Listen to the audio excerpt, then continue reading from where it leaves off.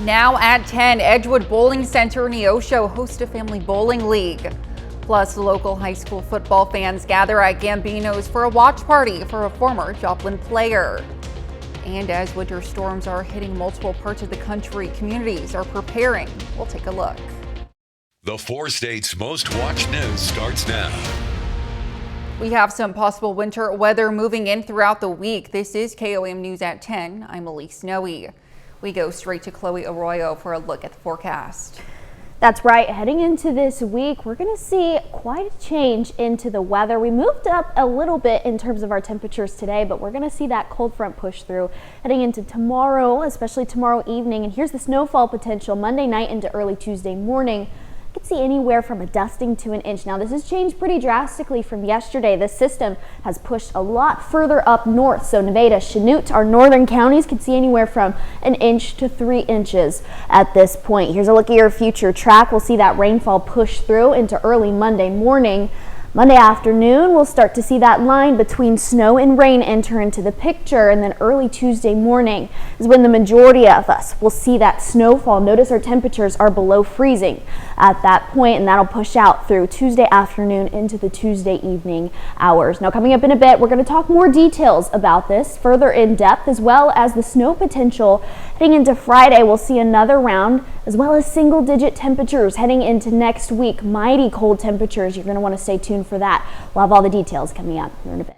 All right, thanks, Chloe. We'll see you soon. Well, winter storm warnings and advisories are in place from the Appalachians to New England. People are bracing for up to a foot of snow in some parts. CBS's Nikki Dementri is in Allentown, Pennsylvania. Warnings went up as the snow came down across the Northeast. Big flakes fell in western Pennsylvania, and at the opposite end of the state, we found travelers surprised at the storm's intensity. Do you remember the last time it snowed? No, not like this. It's bad. The storm has been marching east, blanketing roads in Winslow, Arkansas, including this bridge where several tractor trailers collided. Communities in the Northeast have been preparing for days, crews readying plows and pre-treating roads. This is their Super Bowl. They live for the big storms, and this is as big as it gets because it's our first storm, so we're kind of excited. Boston could get a half foot of snow, and parts of New England could get double that. The storm could end a snowfall drought in several Northeast cities, including New York. City streets could see an inch or more, an amount not seen for almost 2 years. We're expecting our operation is largely going to be focused on spreading salt on every street in the city, just so that the roads don't get slippery. Snow and rain are expected to fall through the overnight on large swaths of the Northeast. Don't go out unless you need to go out. Stay off the roads. Many heeded the warning, clearing supermarket store shelves ahead of time. Milk, bread, of course, the usual. And I don't want to leave my house on Sunday if I don't have to. Crews in the Northeast say they are grateful the storm is hitting this weekend when fewer people need to go places. But a second, even more powerful storm is expected to bring rain, snow, ice, and even strong winds from Texas to the Northeast by midweek. Nikki Dementri, CBS News, Allentown, Pennsylvania. As dangerously low temperatures hit the 4 states, we want to make sure you are informed about local warming centers and resources near you. Most warming centers will be open once temperatures hit 32 degrees or below. In Jasper County, Joplin Public Library, Joplin City Hall, Webb City Senior Center, and the Carthage Library will be open during normal business hours. In Crawford County, the Wesley House, and in Ottawa County, the Miami Public Library will be open during normal business hours, as well as taking donations for hats, coats, and gloves available for anyone to grab. For more information on warming centers in the 4 states, go to our website, KOAMnewsnow.com. A 3-story Nevada home is destroyed after a fire last night. It happened just before 7 p.m. in the 500 block of West Austin Avenue. Officials say it took a while to get the blaze under control. It was so powerful it even caved in the roof. Neighbors say the rooms in the home were rented, so it's unclear how many people lived there, but there were no reports of injuries.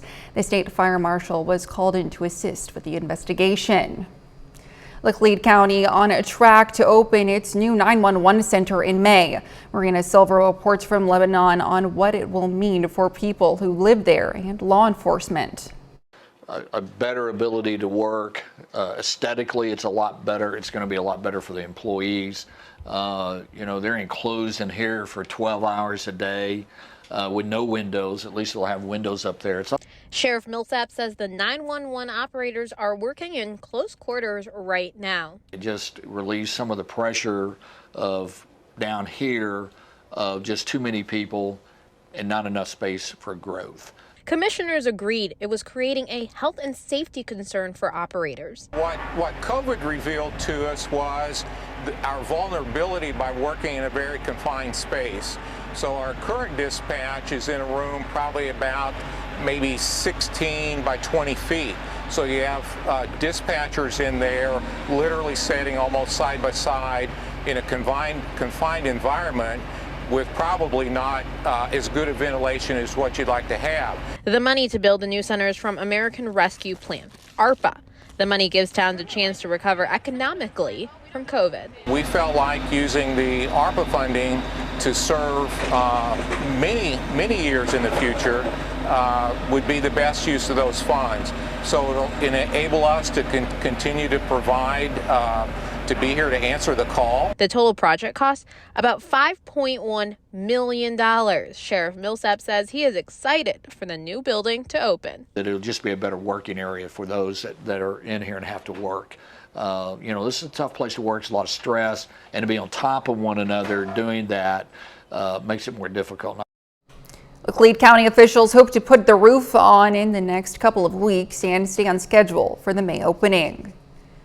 Coming up, Ozempic is quickly gaining popularity with individuals trying to lose weight. We'll hear from some experts about the trend and what it's doing to pharmacies. Plus, Mercy Hospital in Springfield is welcoming a new member to its team, a robotic system. We'll take a look at how it works. Ozempic, Mounjaro, and Trulicity, among others, are popular forms of medication for the treatment of high levels of A1C. But recently, the medications have become an attractive form of weight loss as well. Chris Bryan has details on how Missouri pharmacies are dealing with the new trend. I've been told that they've expanded their manufacturing processes, but we're not seeing that just yet. Demand is moving faster than supply. Right now, if there can be shortages in starting somebody on Wegovy for weight loss, because those supplies are being primarily diverted to Ozempic. On average, out-of-pocket cost for those medications can be around $1,000 per month for a 2 milliliter supply. With semaglutide, you could be looking at around $1,300 for a 30-day supply. It kind of goes back to supply and demand. Now this is a newer generation of medication, and with that, we do expect it to be a little bit more costly. While initially designed for diabetics, the weight loss benefits made these medications an attractive option for patients. So I would say 95% of our patients are implementing those lifestyle changes. They're using this not as a crutch, but just as an aid to help get them through to their weight loss goals. While the increased demand for the dual purpose of the drug. Unfortunately, though, for many patients, these medications are cost prohibitive. Now, the companies do have programs to help offset some of those costs. For patients who qualify, there may be coupon cards. And while cost is one concern, having the product in-house is another. Well, that's a concern every single day. My stance is always patient care. Take care of our patients as best we can. We've had lots of issues where we're having to play the guessing game of what is in stock today at the pharmacy with these classes of medications. Then there are concerns over whether insurance companies will cover the cost of the medications. Wanting to prescribe a medication for a patient and then have it denied by the insurance company. And so it's extremely frustrating because we know that this medication may have the best benefit for the patient. But it's extremely discouraging when you know it would help them so much, particularly in diabetics. These injectables are doing amazing things for weight loss, hypertension, A1Cs. And we want our patients to be able to have it if that's what they need. And so it is extremely discouraging when they can't afford it. At the end of the day, it's important for patients to remember. You have to be your own patient advocate. You've got your doc, you've got your pharmacist, you've got your care team, you've got family members, you've got friends that tell you what to do, you've got the internet telling you what to do, you've got social media telling you what to do. You have to be your own advocate. Please do as much research as what you possibly can so that it's meaningful to you.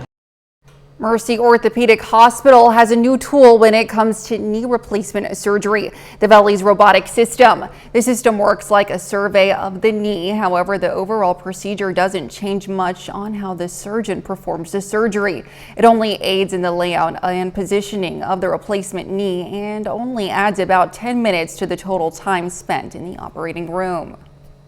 So historically, before we had the robot, we had to do one surgery first to take out that hardware, heal up from the surgery, and then the second surgery would be the knee replacement. Now with the robot, we don't have to remove the hardware in many cases, so we can do one surgery and be done. So that's hugely beneficial for the patients. The surgery staff perform roughly 3,000 knee and joint replacement surgeries a year. A little later, the Kansas City Chiefs look to finish the regular season with a win against the Chargers. We'll have the highlights. Plus, we're tracking your Monday and Tuesday winter weather as well as your Friday. I'll have all the details coming up next. Well, we're ending off the weekend rather calm. Heading into tomorrow, that's going to kick us off with our first of many winter weather events heading into this week. But first, here's a look at our Indigo Sky Casino and Resort just west of Seneca, Missouri. Again, a clear night right now. We'll call this the calm before the storm. Before we head into the morning hours, we'll be cloudy heading into tonight. Our low dipping into the upper 30s. We won't be below freezing looking into tonight, but we'll start to see that rain ramp up early Monday morning around 7 a.m. The majority of us will start to see that rainfall. Here's a look at that. Monday morning, we'll see the rain push through. That's going to push off to the east, and notice the line between snow and rain has pushed up a lot further north than what we were projecting just yesterday. So the snow to rain line has changed quite a bit. We'll see a little bit of a break before we get into Tuesday morning, and the majority of us are going to see that snowfall. Here's a look at this. We'll be below freezing at this point, so we'll be pretty suitable for any type of snow accumulation. But if you were hoping for that snow, I hate to break it to you, but heading into Monday and Tuesday, we're not going to see as much, especially for our southern counties. Anywhere from a trace to an inch is more likely. Now our northern counties might see a little bit more, 1 inch to 3 inches, and some folks could see anywhere from 3 to 6 inches. That's a lot further north just because this system is tracking good 50, 75 miles north than what we were expecting just yesterday and the day before. Now heading into the rest of the this upcoming week, we'll see a cold blast, this Arctic air pushing down from the north. Here's your weekend, Saturday morning. Notice our temperatures in the teens and eventually into the single-digit range heading into the rest of the weekend. So we'll see this cold Arctic air that's going to support us pretty well for our next chance for snowfall. So here's a look at that. We'll see this pushing through early Friday morning, and we'll see a second round.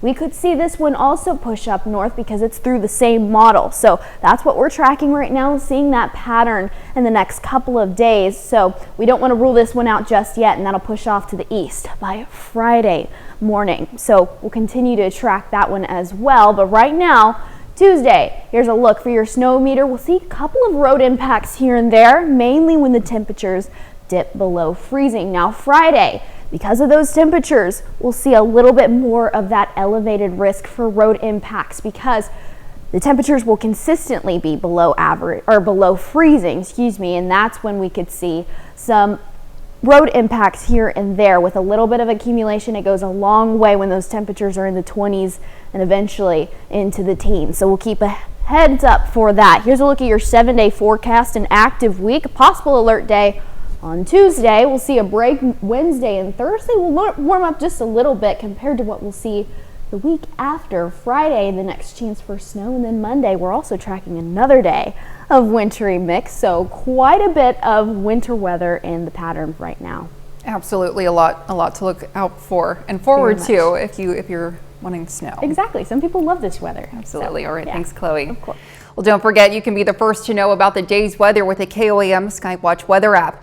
Get severe weather updates sent straight to your phone free of charge. It's available in the Apple App Store and the Google Play Store, the KOAM Skywatch weather app. Well, folks in a Neo show were invited to beat the winter blues with strikes and high fives today at Edgewood Bowling Center. Today was the start of the Adult Child Family League. Locals are invited to join the non-sanctioned tournament every Sunday for 12 weeks. kids learn how to bowl, which is an amazing sport for children. And there's just something really exciting about a 5-year-old who gets the ball down the lane and hits the pins. Like, you will see people cheering a whole lot for a child who gets one pin when they're maybe 5-6 years old, much like that. 3 teams bowled in today's event. Well, Joplin High School graduate Isaiah Davis playing in the FCS title game today, and some folks in Joplin came together to cheer on the former 4-state athlete. Gambino's Pizza hosted a watch party for the 2020 Missouri Football Gatorade Player of the Year turned to South Dakota State Jackrabbit. Locals were invited to enjoy a slice or two while they cheered on number 22 in today's game. I think it's exciting for the Joplin area. It certainly means a lot to us here at Gambino's Pizza that we like to be a part of the community, of course, and we support the area schools through a lot of different programs and donations and things of that nature. And so it's fun to kind of honor one of our own. Isaiah's been a lot, I think, to the area. I'm glad he's getting some press coverage, quite frankly. Kickoff for today's game was at 1 p.m. Well, still ahead, the Chiefs play their final game of the regular season. And highlights from the FCS National Championship game featuring Joplin's Isaiah Davis. John Dales has those stories and more up next in sports.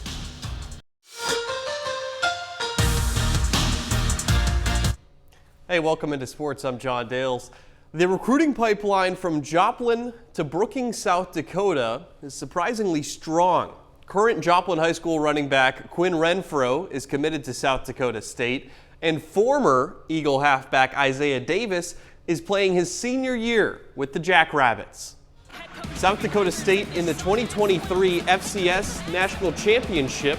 Isaiah Davis and the Jackrabbits looking to repeat as national champs, and there he is, Davis in the first quarter punching in a 6-yard touchdown. Jackrabbits leading 7-0. We go ahead to the third quarter now. Jackrabbits up 7-3, and Mark Gronowski, the quarterback, runs in from 10 yards out. They're up 14-3. Later in the third, SDSU leading 14-3. Gronowski throws to the end zone. Jaden Yankee makes the catch for a 23-yard touchdown. We'll show you the replay here. Yankee leaping up and making the grab in the end zone. He hangs on for the touchdown. And South Dakota State would hang on to win 23-3. The Jackrabbits win back-to-back NCAA FCS championships. In the NFL, not a ton of pressure on the Chiefs this afternoon. They play their final game of the regular season on the road against the Chargers, but Kansas City already knows it's locked into the 3 seed for the AFC playoffs. Chiefs at Chargers. Patrick Mahomes and Travis Kelce inactive. Easton Stick leads the Chargers for their final game of the regular season in the first quarter. No score. Chargers inside the 5-yard line. Stick takes off but loses the football. Mike Edwards picks it up and returns it all the way to the house. That's a 97-yard scoop and score touchdown. We'll show you on the replay here. Stick scrambling, he loses the football before he goes down, so the touchdown will stand and the Chiefs take a 7-0 lead. In the third quarter, Chiefs leading 10-6. Stick back to pass. He's sacked by Chris Jones, and this play especially important because Jones now has 10.5 sacks on the year. He and his teammates very fired up. That's because Jones gets a contract incentive of $1.25 million. That bonus in effect because he got that sack. That leads to a Kansas City field goal. Chiefs up 10-9. Fourth quarter, Chiefs leading down 12-10. Blaine Gabbert scrambles. He picks up 26 yards. Later in the drive, Chiefs on the move. Harrison Butker lining up for what would be a go-ahead field goal from 41 yards out with 49 seconds left, and he drills it. That would prove to be the game winner. Chiefs take this one 13-12. They win 2 in a row, entering the playoffs. And after this afternoon's action, here's a look at the AFC playoff picture. This graphic from before the Chiefs pick up their wins. So they have 11 wins, but it's this simple. The Chiefs are the 3 seed. If the Bills beat the Dolphins tonight on Sunday Night Football, KC will play Miami at Arrowhead next week. If the Dolphins beat the Bills, the Chiefs play the Steelers at Arrowhead. Back to Joplin alum Isaiah Davis, though. That's 2 national championships for him, and I mentioned he's one of his former Joplin teammates, Quinn Renfro, could be coming and joining him next year. Well, it was a great run, collegiate run for Davis. Yes, absolutely. definitely. All right, thanks, John. We'll be right back. Couples in the 4-state area had the chance to get their something new and something borrowed today at the Carthage Bridal Market. The event, hosted by Uniquely Yours, invited locals to come and shop for pre-loved decorations and other wedding-related items from recent newlyweds. And there were also bridal vendors offering their services for the big day.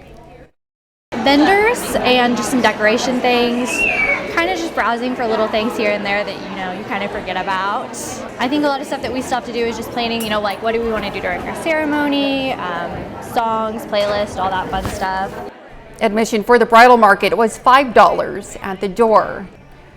What a sustainable way to reuse your wedding items. It's perfect. It's just best of both worlds right there. Absolutely. Sure. Yes. Well, I think now we're singing, "Here comes the snow, here comes the snow." Quite literally. Here's a look at your 10-day forecast Monday and Tuesday, as well as Friday, and even next Monday we could see a chance for even more snow. So a pretty active forecast ahead of us. I don't think I'll be able to get that out of my head now. And a final sports note. Yeah, I mentioned the FCS National Championship happened tonight. Tomorrow, the FBS National Championship between Michigan and Washington. It's the final college football game until next August. Wow, it'll be an exciting match for sure. Definitely. Well, we'll look forward to it. All right. Well, that's our time for now. Thanks for making us part of your night.